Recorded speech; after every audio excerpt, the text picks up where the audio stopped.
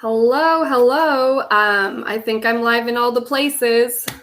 Here on Instagram, here on Facebook, and in my group, Lost in Opinions, Grounded in Truth, and on YouTube. So if you're watching from the YouTube, click subscribe, hit the notification bell to get notified of future live videos or videos that I post on there. Okay. What I want to talk to you today about is how our belief affects how we live and what we do day to day. I know it doesn't make sense, but we actually need to look inside ourselves and think about,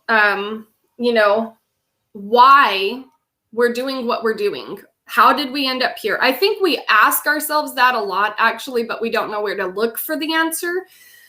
So thinking about how whatever you're believing affects how you respond, how you feel. Okay, your emotions are a good place. Your response is a good place to start and work backwards from there to decide what it is that's creating that response in you. You go backwards to figure out what is the belief that you have that's creating that emotional response. Once you identify that belief, then you can actually move into transformation. You can be transformed because you can renew your mind.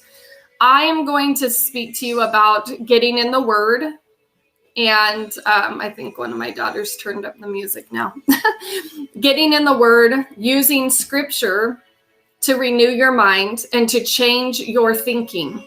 Okay, in regards to Jesus and God and salvation and working out our salvation with fear and trembling, we actually have to know what we believe about God first. I believe that our emotions are indicators. Our body is a conductor, really. We are made up of cells that have energy and electrical currents. I mean, this isn't like new agey weird stuff. This is scientific, based on our physical frame. And as I've been thinking about how do I operate in communicating with God and knowing the direction He's leading me in, or what I might call nudges, and I've mentioned this before, go with the nudges, I'm actually separating out what that means to me. It's like, how do you identify, how do you look at your emotions? How do you look at the things that cause you pain in your life? Are you looking at it through a lens of right and wrong, or are you looking at it through a lens of informational, helpful to know guidance, a sort of indication, an indicator of where your thoughts are, what your belief system is, what your subconscious behavior is. So I'm just jumping in here real quick today. It's a short video. I want to encourage you to kind of sit with yourself, or you can sit with yourself and think about things that you believe, or you can actually just pay attention to your responses to things. And as moms, this is a big thing, right? We can easily see that we're triggered. I'll call it a trigger. When you have an emotional response that's not positive to something your children are doing. Being able to backtrack and see where that emotion or that trigger has created the environment around you through how you feel about things, going back to the beliefs that caused that is going to be super helpful for you to move forward, and also to understand who God is and how to hear Him and how to engage your senses, engage your thinking, you're hearing, you're feeling, to help you navigate what God is actually saying to you. So I'm just looking here because I put some bullet points just to kind of stay on track, because I can get off track really easily. I can just go off into this land over here. Basically, what I want you to take away from this chat today is that our beliefs about God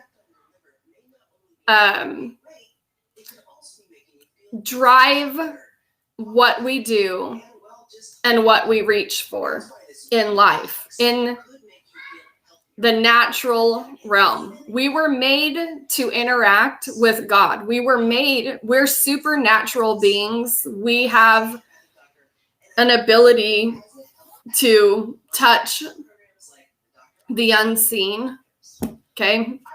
So what I want you to do is think about when you have emotional reactions to your life and the things that are going on around you, the people around you, you have the emotional reaction. I've talked about this before, but anger is not the first place. It's not the first thing. So being angry is a result of another emotion that happened first.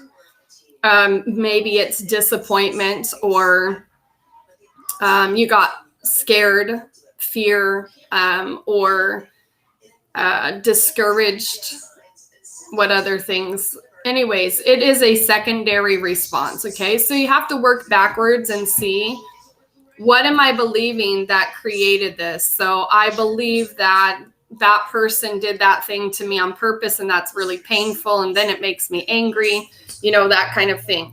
So what you believe about God is going to affect your emotional response to your environment and the things that are happening around you, and you actually have a choice about that. You can choose something different.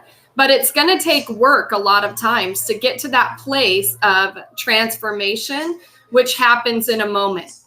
Okay?